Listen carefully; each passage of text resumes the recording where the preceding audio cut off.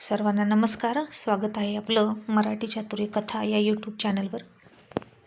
आपल्या व्हिडिओला लाईक करा, चॅनलला सबस्क्राईब करा आणि बेल आयकॉनवर प्रेस करा, जेणेकरून सगळ्या नोटिफिकेशन्स तुमच्यापर्यंत वेळेत पोहोचतील. चला तर वळूया आपल्या स्टोरीकडे, जिचं नाव आहे मिलन अभी आधा अधूरा आहे, भाग 173.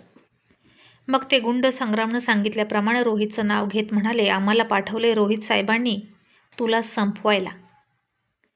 तशी राणी घाबरली आणि रोहित किती वरच्या टोकाचा विचार करू शकतो हे तिला कळलं. कारण तो मघाशीच म्हणाला होता तिला, मी तुला जिवंत ठेवणार नाही, मी तुला मारणार. आणि खरंच त्यांनी मला मारण्यासाठी गुंडही पाठवले असं म्हणून राणीचा सुद्धा गैरसमज व्हायला लागला. आणि माझ्यासोबत ही शिक्षा माझ्या आईला आणि माझ्या भावाला का, असं तिला वाटलं. आणि राणीची आई गुंडांना म्हणाली, अहो तिनं केलंय काय, तुम्ही असं का करताय? आणि रोहित तरी असं का करतील?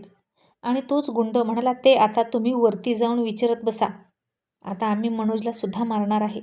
रोहित साहेबांनी तशा ऑर्डर दिल्या आहेत की मनोज आणि राणी दोघांनाही संपवून टाकायचं. तशी राणी घाबरली आणि हात जोडून म्हणाली, प्लीज प्लीज असं करू नका, मी प्रेग्नेंट आहे. आणि आता तेव्हा तिच्या आईलाही कळलं की ती प्रेग्नेंट आहे. आणि तिच्या आईनं राणीकडे चकित होऊन बघितलं. आणि तो माणूस म्हणाला, ते काहीही असू दे, आता साहेबांचा आदेश म्हणजे आदेश आणि आम्ही तुला मारायचंच आहे, अशीच त्यांची फायनल ऑर्डर आहे. मग तुझ्या पोटात मूल असलं तरी चालेल असं म्हणाले. आणि राणीला धक्का बसला. रोहित इतका निर्दयी कसा असू शकतो? मी गरोदर असताना सुद्धा बाळासहित मारायला सांगितलं आणि तो गुंड तिला मारणार.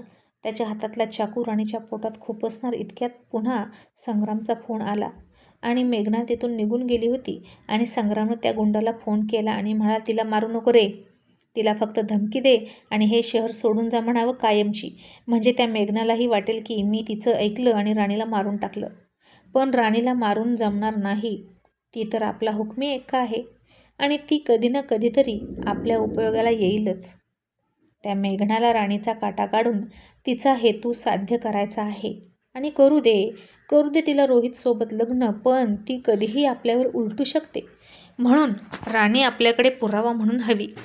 भविष्यात मेघनाला मात देण्यासाठी राणी उपयोगी पडू शकते.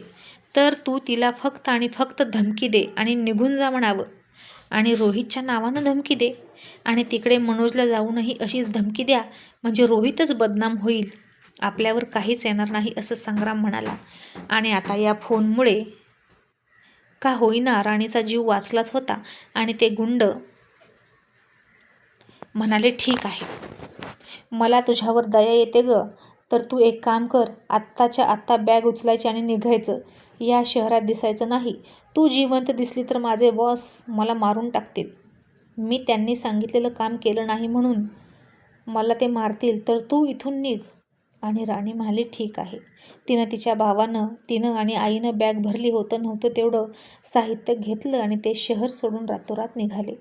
आणि आता इतक्या मोठ्या घराण्याची सून, उद्योग सम्राट मल्हारराव सूर्यवंशींची सून, राहुल रोशनसारख्या कर्तृत्ववान उद्योजकांची वहिनी आणि जिल्ह्याचे तडफदार नेतृत्व, भावी आमदार रोहितदादा सूर्यवंशींची बायको, तिच्यावर ही काय वेळ आली आहे लपून छपून घर सोडण्याची? असं वाटून राणीला रडायला येत होतं. आणि ही सगळी मला कशाची शिक्षा मिळते तेच तिला कळत नव्हतं. आता राणीला तिथून हाकलले आणि गुंड म्हणाले, जीव प्यारा असेल तर पुन्हा इकडे फिरकायचं नाही आणि चला रे आता मनोजला गाठूया. असं म्हणून आता ते गुंड मनोजकडे निघाले. तसं राणी घाबरली. सरांचा मनोजवर तर खूप राग आहे, त्याला ते नक्कीच संपवतील आणि त्या बिचाऱ्याची या सगळ्यात काहीच चूक नाही. माझ्यावर प्रेम करत होता तरी त्यानं हसत हसत माझ्यावरचा हक्क सोडून दिला. सरांनी जबरदस्ती माझ्याशी लग्न केलं, आम्हा दोघांच्या आयुष्यात घुसले, आम्हा दोघांनाही एकमेकांशी लग्न करू दिलं नाही, आमच्या प्रेमाच्या आड आले आणि आता स्वतःसुद्धा माझ्यासोबत संसार करत नाहीत. आणि आता आम्हा दोघांच्या जीवावर उठलेत, कुठला तरी गैरसमज डोक्यात घेऊन. असा सगळा विचार राणी करत होती. आणि तिला या सगळ्यात मनोजची कुठेच चूक दिसत नव्हती. आणि स्वतः अडचणीत होती तरीही राणीला मनोजची आठवण आली. आणि तिनं पटकन मनोजला फोन केला आणि म्हणाली, मनोज तू तिथून निघ, तुझ्याकडे गुंड येत आहेत, रोहित सरांनी तुला मारण्यासाठी गुंड पाठवले आहेत. आणि मनोज चकित झाला आणि म्हणाला, राणी अगं हे काय, सरांनी माणसं का पाठवलेत मला मारायला? माझं काय चुकलंय? आणि राणी म्हणाली, तू माझा मित्र आहेस, हीच तुझी चूक आहे. सर आता इतके पिसाळले आहेत की अख्ख्या जगाला आग लावतील. आणि मनोज काहीच न कळून म्हणाला, अगं पण ते का चिडले आहेत? राणी तू ठीक आहेस ना? तू त्यांना सांगितलंस का तू प्रेग्नंट आहेस? आणि राणी म्हणाली, मनोज तुला मी सगळं नंतर सांगते, आता वेळ नाही. तर तू तुझा जीव वाचव आणि तिथून निघ प्लीज.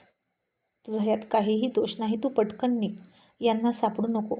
मनोजही आता त्याचं कुटुंब तिथेच सोडून एकटाच निघाला आणि राणीनं तिच्या आईनं भावानं एक टेम्पो पकडला आणि दिशा मिळेल त्याकडे निघाले. आणि राणीनं ते शहर कायमचं सोडलं. आणि तिला अजूनही वाटायचं की घरातून कोणाचा तरी फोन येईल.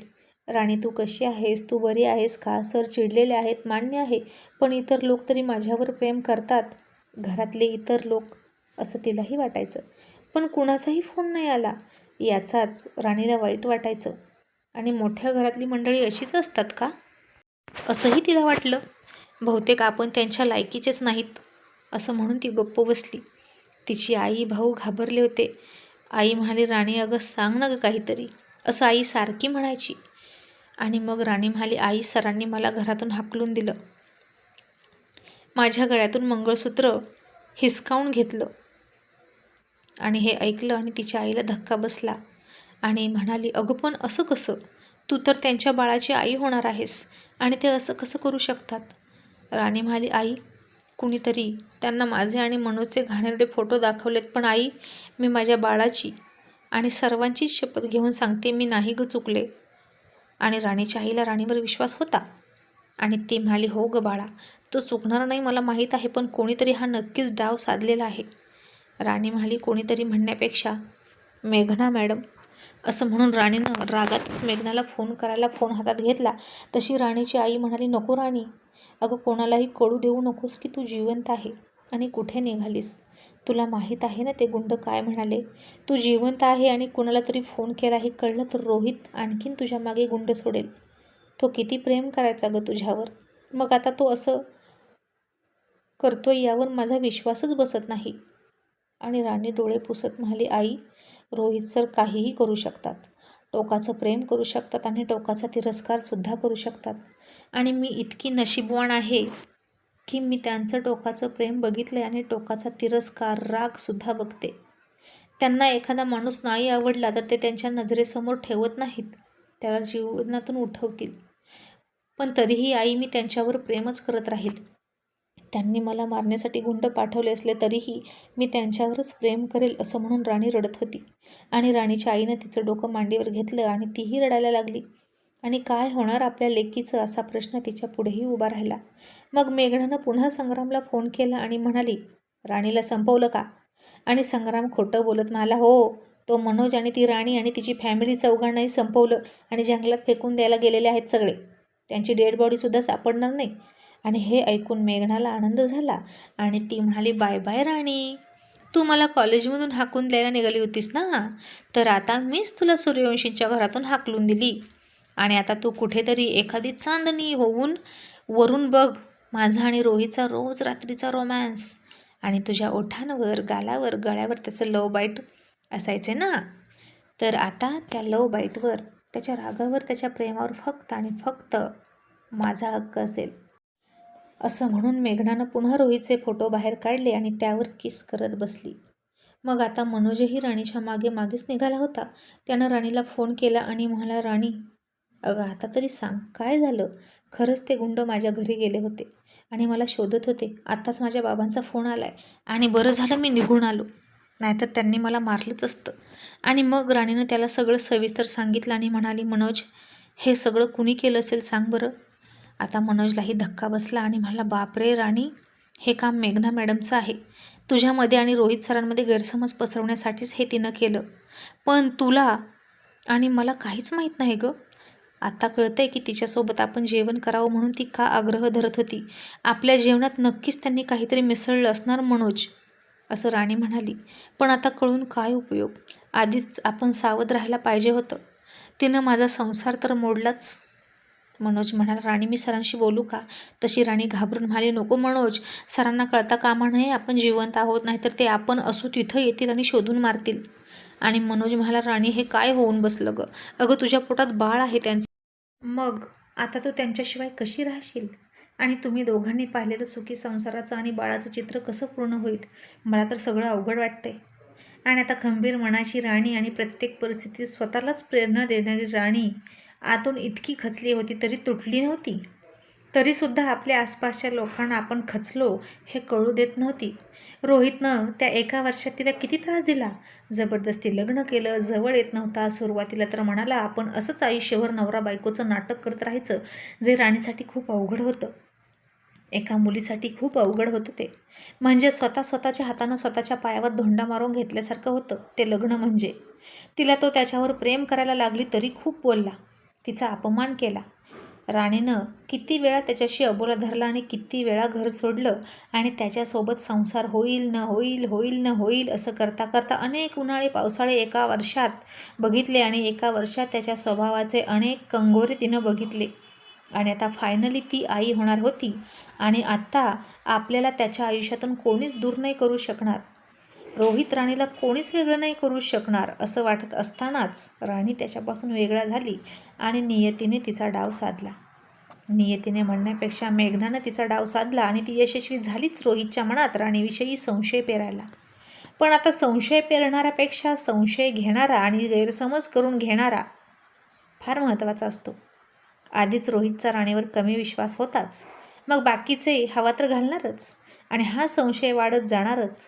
आणि आता तेच झालं होतं. पण प्रत्येक परिस्थितीत खंबीर राहणारी राणीसुद्धा होती.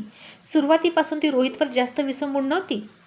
इतकं मोठं साम्राज्य होतं त्यांचं, पण तिला स्वावलंबी व्हायचंच होतं. स्वतःच्या पायावर नोकरी करून उभं राहायचं होतं. आणि ती डोळे पुसून म्हणाली, मनोज विसरू नकोस, मी राणी आहे आणि मी प्रत्येक परिस्थितीत राणीसारखीच राहणार, सगळ्यांवर मात करून राहणार. मग ही वाईट परिस्थिती असो किंवा एखादा माणूस, मी कोणालाही हार जाणारी नाही. तुला माहीत आहे तो इंग्लिशमधला सुविचार, टर्न पेन इनटू पॉवर. तुमच्या वेदनेला शक्तीत बदला, तुमच्या दुःखाचं सामर्थ्यात रूपांतर करा, असं म्हणून राणीनं सगळ्यांना दिलासा दिला आणि या वेदनेलाच आपली पॉवर बनवायचं असं तिनं ठरवलं. आणि आता इकडे राहुल रोहितकडे थांबला होता. रोहितचे डोळे आता रडून रडून सुजले होते आणि राहुल म्हणाला, रोहित, तू राणीचा इतका तिरस्कार नाही करू शकत, कारण तू तिच्यावर खूप प्रेम केलेस आणि मी समजू शकतो तुझी वेदना. जेव्हा आपण ज्याच्यावर प्रेम करतो त्याच्याविषयी असं कळलं तर, कारण मी त्या दुःखातून गेलो आहे. आणि रोहितही चिडला आणि त्यानं राणीचे तिच्या कपाटातून सगळे कपडे आणि सगळ्या वस्तू घेतल्या, बाहेर गार्डनमध्ये नेऊन फेकल्या. तसा राहुल त्याच्या मागे पळत गेला आणि म्हणाला, रोहित अरे काय करतो? आणि रोहित म्हणाला, जाळून टाकतोय तिच्या सगळ्या आठवणी, कारण आता मी तिच्यावर प्रेम करत नाही, फक्त तिरस्कार करतो. खूप वेळा ऐकले तिच्याकडूनच, everything is fair, love and war. Love is over and war is begin. प्रेम संपलं, आता युद्धाला सुरुवात, असं म्हणून रोहितनं काडी ओढली आणि राणीच्या कपड्यांवर टाकली. आणि त्या पेटलेल्या कपड्यांसोबतच राणीचा चेहराही त्याला त्या आगीत दिसायचा आणि ती आग रोहितच्या डोळ्यात, मनात, हृदयात आणि शरीरातही लागली होती. मग आता मेघनाला तर वाटतंय की राणी आणि मनोज या जगातच नाहीत.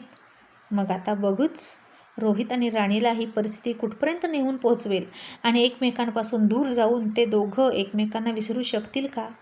आणि त्या चोंबड्या मेघनाचं काय होईल हे पाहणं इंटरेस्टिंग ठरणार आहे. Thank you so much.